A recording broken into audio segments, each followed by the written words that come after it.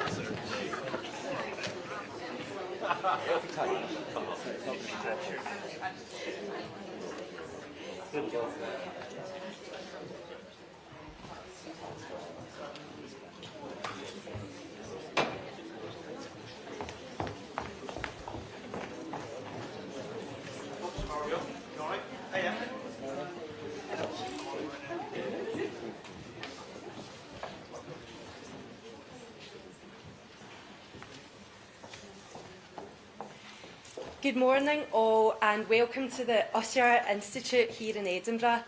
I'm Francesca Brennan and I'm Scottish Labour's candidate for Inverclyde in the Scottish Parliament elections that are now only 100 days away. These elections mean we have 100 days to save our NHS. Labour invented our NHS, and in 100 days, Labour will begin the process of saving our NHS after nearly 2 decades of SNP distraction and division. Because our health service cannot afford a third decade of John Swinney and the SNP.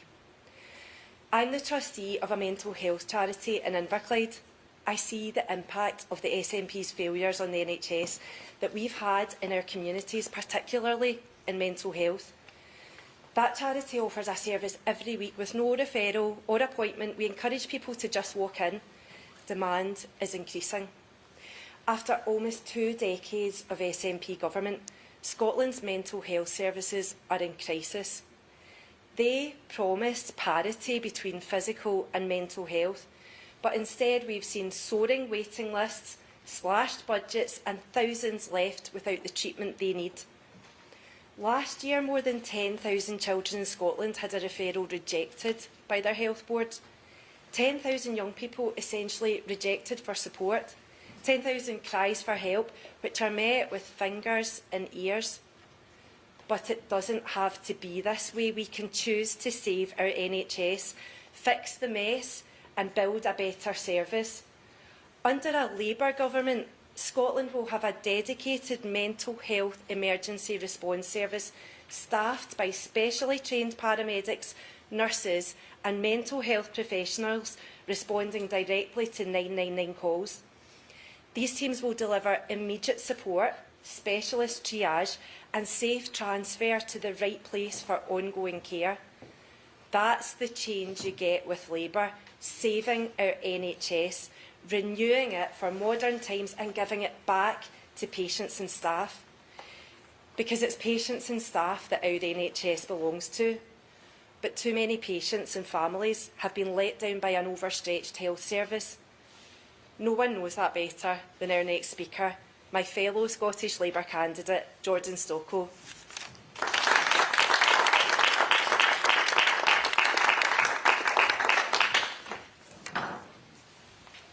Thank you, Francesca. So Francesca spoke about her experience of systems failing. I'm going to come at you from 2 perspectives. One, as a son who knows the fear of that failure, and as a technology specialist whose job it is to fix broken systems. My mum's lung cancer was found by chance. A bout of pneumonia that sent her to hospital. That's when the clock started. We waited and we waited. She made jokes, trying to decide what colour of wig she was going to get.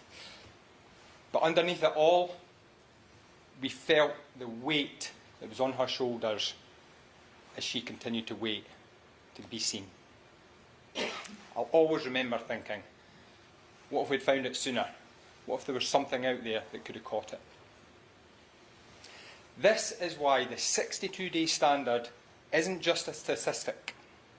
It's a covenant. A promise that from urgent referral, we will work at speed to make sure that we can save your life. The SNP government has broken that covenant. Not met since 2012. When a promise is broken, hope is broken. When a government has normalised this failure, they've lost the moral authority to fix it. But in my work, I see how smart technology, it lifts the burden from brilliant, often burnt out staff. It frees them from the mundane, the bureaucracy, to focus on what matters. And Scottish Labour's plan applies the very same logic. It's a practical blueprint to rebuild that covenant. Let's think about it. We're going to roll out national lung cancer screening. So a diagnosis doesn't depend on chance. We'll equip GPs with early detection, create rapid diagnostic pathways in every health board, and we'll have better local access to testing, collapsing that agonising wait.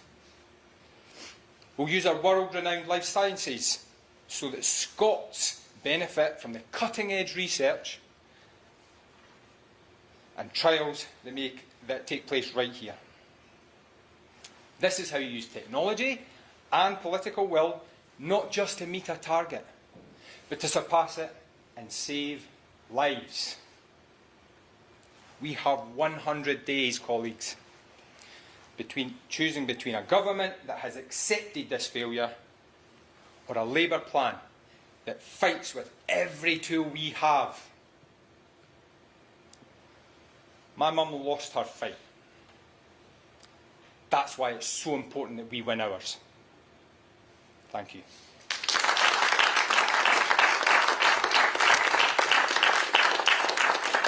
Now, I am privileged to introduce our immense fighting force that is Jackie Baillie.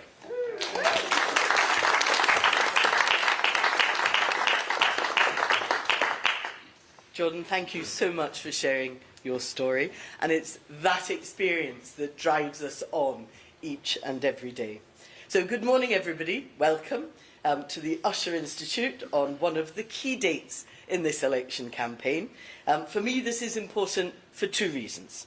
Firstly, I'm the co-chair of our election campaign, and in case you didn't know, there are now 100 days until polling day. We are counting down. But second, I'm Scottish Labour's health and social care spokesperson, and I know exactly how much danger our NHS is in right now. There are not only just 100 days until polling day, there are 100 days in which to save our NHS. Because make no mistake, our health service cannot survive a third decade of John Swinney and the SNP. And Scotland deserves an NHS that is free at the point of need, an NHS that works quickly so people can get back to their lives, an NHS where our hard-working staff are valued and supported. But you know, after nearly 20 years of SNP-managed decline, our NHS is in crisis. There are 830,000 now on waiting lists for tests and treatment. In A&E, thousands of people are waiting over 12 hours every week with corridor care, the new normal. Meanwhile, £500 million of taxpayer money was spent last year on delayed discharge, keeping people in hospital when they shouldn't have been there in the first place. And all this means cancer patients left waiting too long for treatment, life-saving surgeries delayed, people left in pain, and record numbers of Scots being pushed into paying privately. Scotland recorded more than 27,000 private admissions in the first half of 2025 alone. I've no doubt that the NHS in Scotland is being privatised by the back door on the SNP's watch. Families are left worrying, not because they want something special, but because they want the basics: an appointment, a diagnosis, a plan, and care delivered on time. They can't get through to their GP, stuck in the 8 AM phone queue for an appointment, only to be told, try again tomorrow. In just 100 days, Scots go to the polls in an election that can change Scotland's course. In just 100 days, Scots can choose to turn their backs on SNP failure and vote for a government committed to fixing our NHS. Because we can fix it. Every day I hear from staff who are burnt out, but bursting with ideas for how the NHS could be run more efficiently. And I hear from patients who are deeply frustrated but praise the kindness and hard work of NHS staff. It's the SNP's mismanagement that is letting all of them down. What our NHS needs is new energy and leadership. The NHS isn't owned by managers or ministers, it's owned by staff, patients and their families.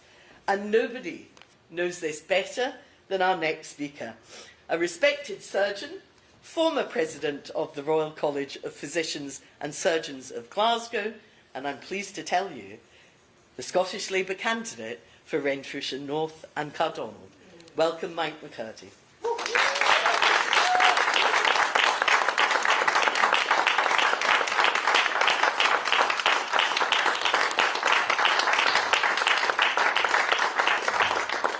Thank you very much indeed, Jackie. Good morning, everybody. My name is Mike McCurdy, and as Jackie said, I worked in the NHS as a consultant surgeon and as a clinical leader here in Scotland and across the wider UK in a 40-year career in the NHS. As I came to retire from my clinical job at the end of 2024, the last thing I expected to be doing was to seek a new job as an MSP in the Scottish Parliament. What changed that was being asked to write this report by Jackie Baillie and Anna Sarwar last year. From working in the NHS, I was aware that things were not as they should be, and that our NHS here in Scotland was delivering poorly for patients and their families, and was not recovering as quickly from the COVID pandemic as other parts of the UK health service were. But my experience of writing this report and looking at the data and finding out exactly what was going on, and using publicly available data, shocked even me after a 40-year career. Scotland's NHS is spending more money, has more staff, has more recommendations and reports than ever before, and yet we're not delivering for the people of Scotland. This SNP government, over 19 years in power, has failed to deliver good patient experience and good patient outcomes. And you've heard that from Francesca on mental health, in Jordan and his personal experience of cancer care, and from Jackie. And this report is filled with statistics. Amongst the most shocking is that it was 10 years ago possible to phone NHS 24 and your call be picked up in 9 seconds. That now takes 22 minutes. There are more than 10,000 people in Scotland waiting more than 2 years for an appointment or a procedure.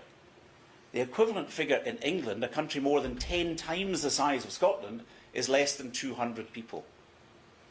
And perhaps most shockingly of all, we in the country of Scotland have the lowest life expectancy of any part of the UK. There is no greater measure of the effectiveness of healthcare and the custodianship of our country than our life expectancy. We live shorter lives than our fellow UK citizens. So how did it come to be like this? We have a dedicated staff. As Josh has outlined, we have tremendous research into life sciences in our universities and colleges, and we have a public who really want the NHS to work. So why has the SNP been incapable of delivering good and safe healthcare? Well, I believe because they are not interested in doing so. They have had enough time. It's now time for a change. Only one party in this Holyrood election is being led by someone who has actually worked delivering NHS healthcare. Anna Sarwar worked as an NHS dentist in Paisley for 5 years. He has personal experience of delivering healthcare. But I believe this is more than about his experience. It's about his values. Over the last couple of weeks, I think all of us who follow the news closely have witnessed his compassion for the victims of the Queen Elizabeth University Hospital scandal. We have also noted his consistent calling out and criticism of the NHS government's denial and delay in admitting that there was any problem at that hospital. So this is not just a man with experience of delivering healthcare, this is a man with the correct values to lead our country. And so I hope, and I believe we should all hope, that Anna Sarwar is going to be our next First Minister of Scotland. It is my privilege and honour to introduce Anna Sarwar.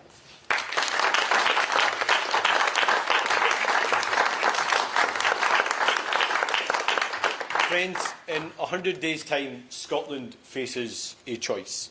The most significant choice it's had to make in 20 years. And in 100 days' time, we can save our most precious and treasured National Health Service. 100 days to take our country in a different direction, and 100 days to give hope back to the people of this great country. We have a plan to fix our NHS and make it fit for the future.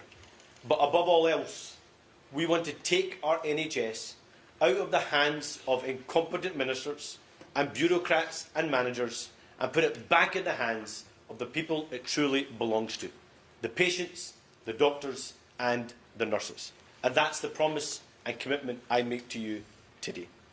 Now, I'll say a bit more about what we will do specifically in a moment. But let me just say thank you to the speakers that preceded me. First of all, to Mike McCurdy. It's true to say that Mike was not, and perhaps may still argue, is not a politician, but he's someone that knows deeply about our NHS and how to fix it. And I think it demonstrates how serious we are about winning this election and about fixing our NHS, that someone like Mike McCurdy, who has 40 years of dedicated service to the NHS, is willing to be our candidate and willing to help us get our NHS fit for the future. But it also demonstrates, I think, a challenge for people across our country. Do we sit this one out and hope someone else will come along and hopefully things will just get better? Or are we willing to put our head above the parapet and fight for the change that our country so desperately needs? And all of us, I think, want to say a huge thank you to Mike, that he's one that's willing to put his head above the parapet and help us take our NHS into the future. Welcome, Mike.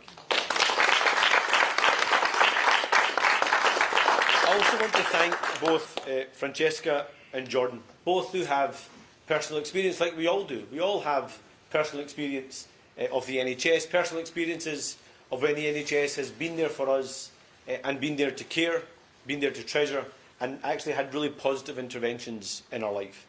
But all of us too will also know individual stories where it hasn't quite worked out the way it should do. Sadly, in the case for Jordan with his mum, for countless others in their own family's care, whether that be in terms of speed of delivery or the need to go private, or in the ultimate case of the families involved in the Queen Elizabeth Hospital scandal, when it actually felt like the NHS, the managers, the bureaucrats and the ministers conspired against them rather than was there on their side.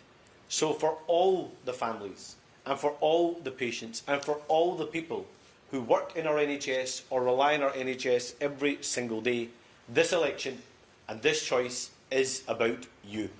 It's not about me, it's not about the Scottish Labour Party, it's about what happens to the future of that most precious and treasured institution, the National Health Service.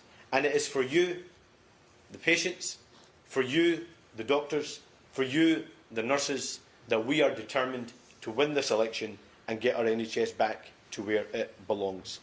And no better advocate for our NHS over the last period has been Jackie Baillie, my fantastic deputy leader, the co-chair of the election campaign, and the person that's going to help mastermind that election victory in 100 days' time. And someone too, actually, that has been a dedicated champion for NHS voices in our Parliament. So a big cheer for Jackie Baillie, please. And friends, people say, what is that alternative that Labour will deliver?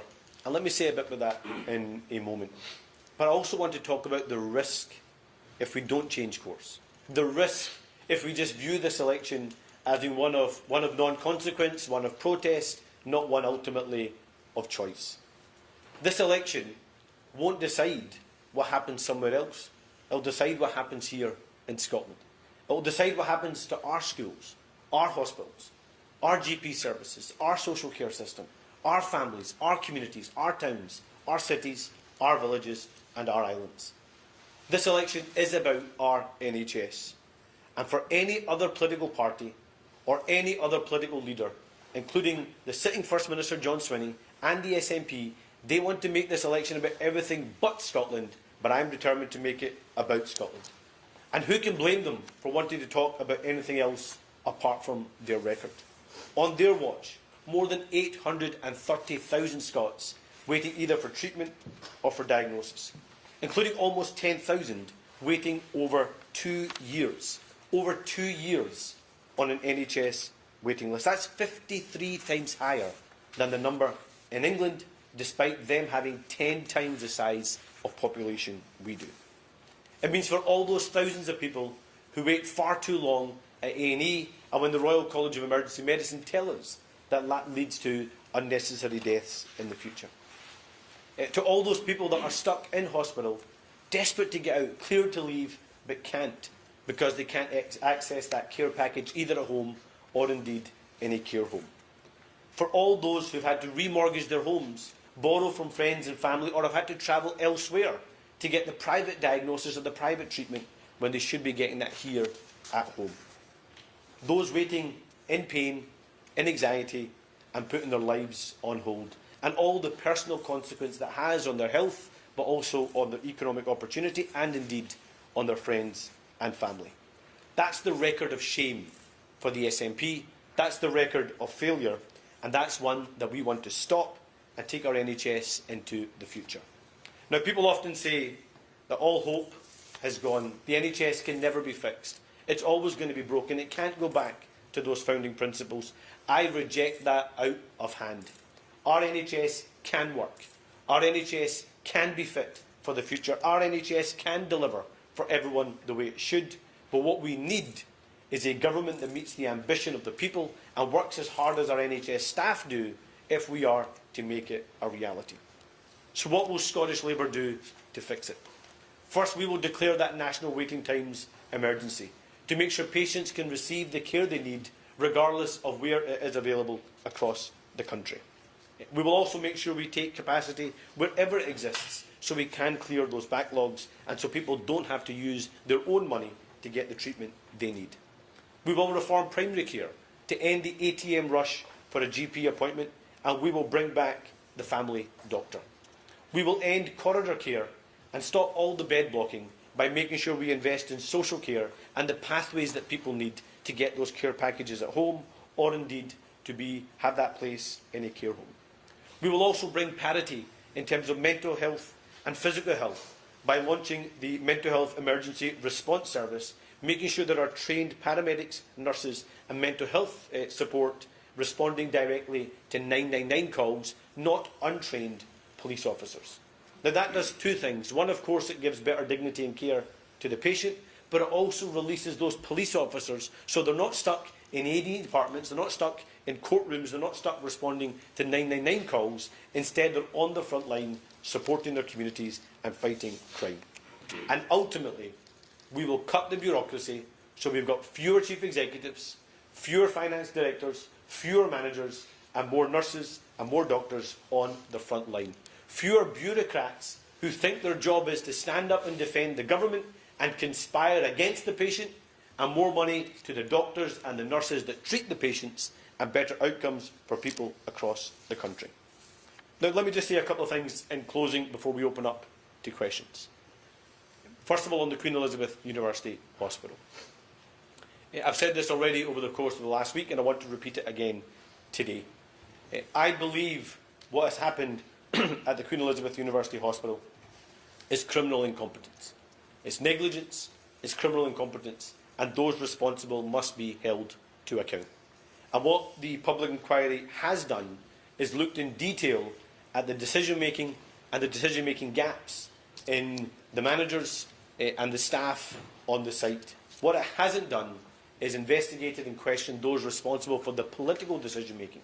So I believe that Lord Brodie should reopen the inquiry, that he should hear directly from the First Minister at the time, Nicola Sturgeon, from the Deputy First Minister and Finance Secretary at the time, John Swinney, and from the Health Secretary at the time, Shona Robeson.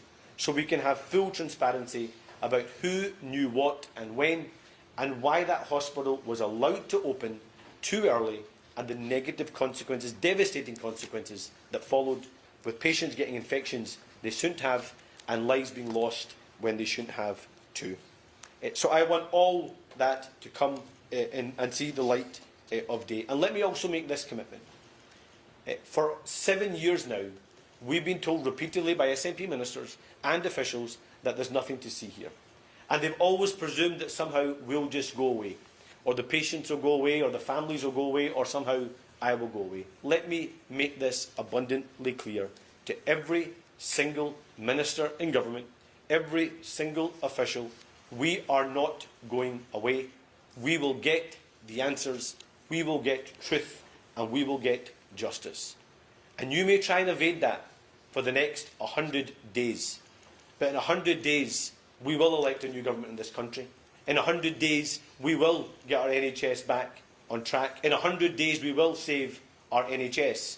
But in 100 days, we will then also shine a light on the most ultimate cover-up in this country's political history, and you will be made to pay the price. So 100 days to take a different choice. 100 days to choose a different path. 100 days to save our NHS, and 100 days to elect a First Minister that shares your ambition, and to elect a Scottish Labour government that works as hard as you do. So let's go win that future together.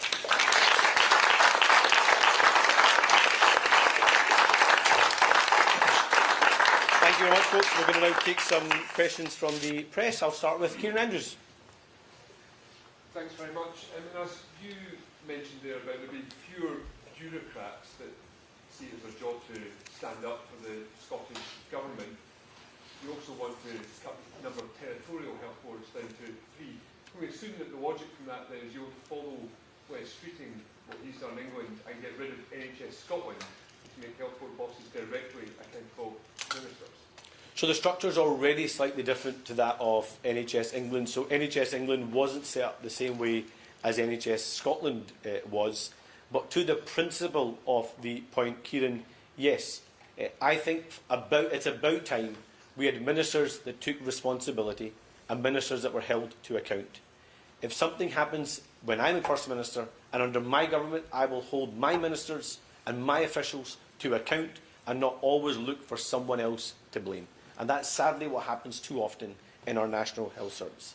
And we will reduce the bureaucracy, because layer after layer of management, layer after layer of bureaucracy fails the staff, fails the patients, and just gives cover and excuses to a government that wants to just always blame somebody else, never take responsibility. And let me just say one thing else about the culture. Let's not think that this only happens in Greater Glasgow and Clyde. I was in Dundee yesterday speaking to the victims of Eldrimel, the neurosurgeon, and all the devastating consequences for many families in the North East and in NHS Tayside in particular. They too feel frustrated. The patients and the staff that raise concerns, where logbooks have been destroyed, vital logbooks that are required for the public inquiry that's happening in NHS Tayside. There is a rotten culture at the heart of government, and there's a rotten culture at the heart of the bureaucracy that exists in this country, where the culture is one of secrecy, of cover-up, defend yourself, defend your own reputation, defend the institution, and don't defend the victim or the patient. That's going to end with a Scottish Labour government. That will end if I become First Minister. We will have institutions that are there to protect the victim and the patient, not themselves, institutions or individual reputations. Paul? And as it's clear from what you say that if you're First Minister, then the NHS is going to be your top priority in terms of focus and also resources. But I know there'll be some councillors who will wonder, well, what does that mean for local government? Because one of the stories of the last 17 years is that the NHS has been prioritised in terms of cash, not councils. So just two questions. How will you reform council tax if you're First Minister? And can you rule out a council tax freeze going into this election? So, two things. First of all, if we don't do what's right by councils, we can't fix the NHS. Because so much of the problem that exists in our National Health Service is the entrance door and a lack of capacity in primary care, and the exit door because of a lack of capacity in social care. And obviously our councils are the ones that are responsible for delivering social care across the country. So fair funding for local government is part of the plan to fix the NHS, to make sure it is a wraparound service where people do get the care they need, so they don't have to go into hospital, and they do get the care they need so they can get out of hospital when they're cleared to do so. So we will deliver fair funding for local government. We will have a funding model that exists that recognises that parity between social care and the National Health Service, and we will also recognise parity that when the Scottish Government budget goes up, then local government budgets should go up too, and we will write that into law through a Local Democracy Act. On the point you make about council tax, look, the council tax system is fundamentally broken. We have got to deliver that fair funding. The challenge we have right now is you had an SNP government that imposed a freeze on council tax whilst also cutting council budgets. And that is why councils felt even more pressure and now feel pressure in terms of council tax rises. So I want to keep council tax down, I want to keep council tax low, but I will not impose council tax freezes that then also result in a cut in those local government budgets. We have to redraw the system completely so it has that fair funding whilst also keeping people's bills down, because that's fundamentally important. Alistair Grant. Hi there. You say that if Labour wins 100 days, you'll shine a light on what happened at the Queen Elizabeth University Hospital, and those responsible will be made to pay the price. Can you just outline exactly what you mean by that? I know you've already talked about reopening the inquiries, but how will you ensure that they're made to pay the price? Just on a separate issue, do you think it was right to block Andy Burnham from standing? You were seen today the letter signed by 50 Labour MPs raising concerns about that. Well, let me first take the first point, what I mean by pay the price. They're not going to get to hide anymore. They will be made to answer for their mistakes, I would say crimes, in the cold light of day. They'll be made to answer in the Parliament, they'll be made to answer in any relevant investigations, and in my view, there should be criminal investigations into the actions and the decisions of those involved. Because what's either happened here is the almighty negligence where the right questions weren't asked, people weren't doing their job, and therefore that hospital opened, or they knew what was happening and they chose to ignore it anyway because they thought the politics and the presentation was more important than patient safety. So they are going to be made to answer for those crimes. And I mean that for whichever chief executive, whichever chair, whichever manager, whichever minister, because families deserve justice and the truth.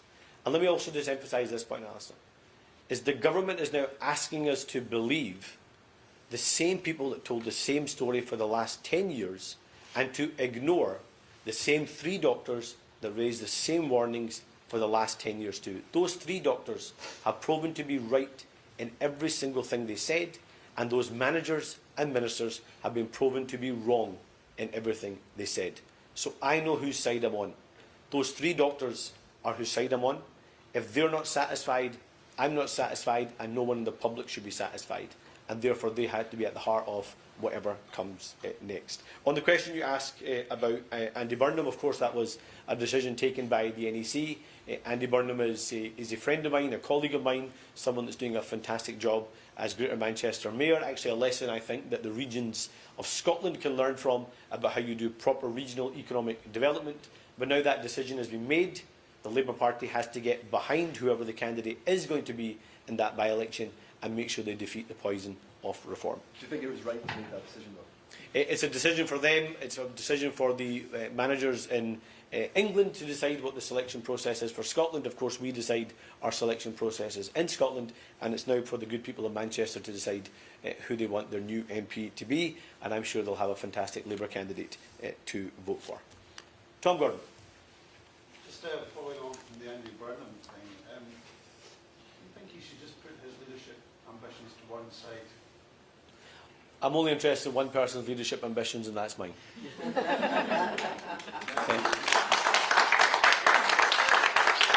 And my focus, my ambition is to make sure I'm First Minister in 100 days' time so we save our NHS and do what's right by my country, Scotland. When you last bogged up during the Labour conference, your colleague Michael Mara said, frankly, I think he should shut up.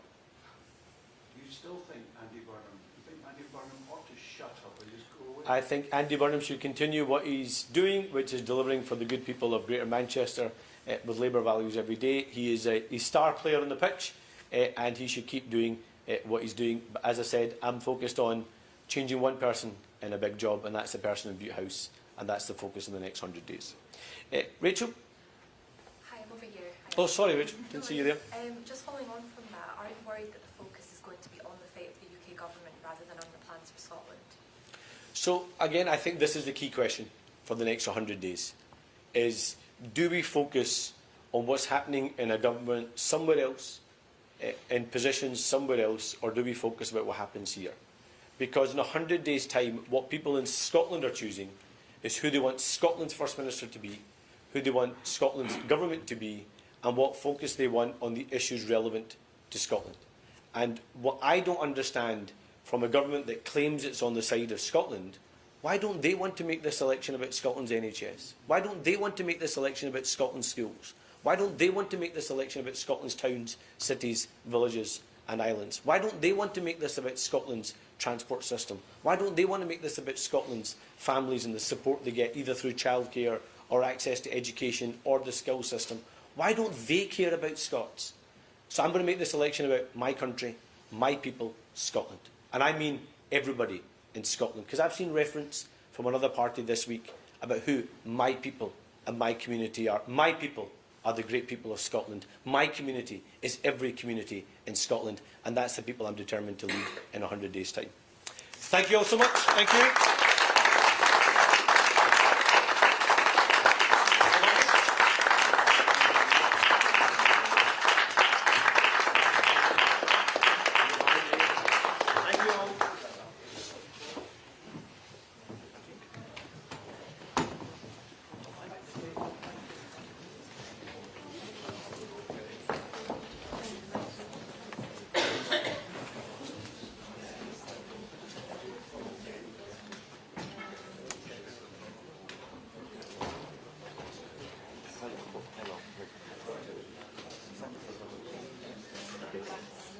No, I'm going to go.